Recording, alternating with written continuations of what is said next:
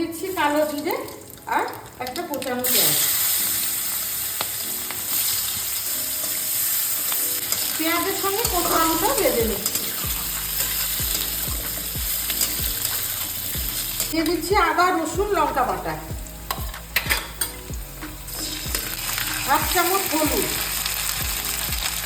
1 চামচ জিরে, 1 চামচ ধনে গুঁড়ো, 1 চামচ কাশ্মীরি লঙ্কার গুঁড়ো, সব একসঙ্গে জল দিয়ে কষিয়ে নেব।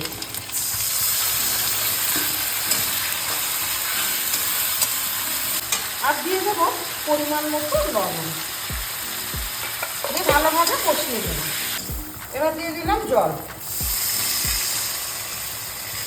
কচু সিদ্ধ হয়ে গেছে, ভেজে রাখা মাছগুলো ঢেলে দিচ্ছি।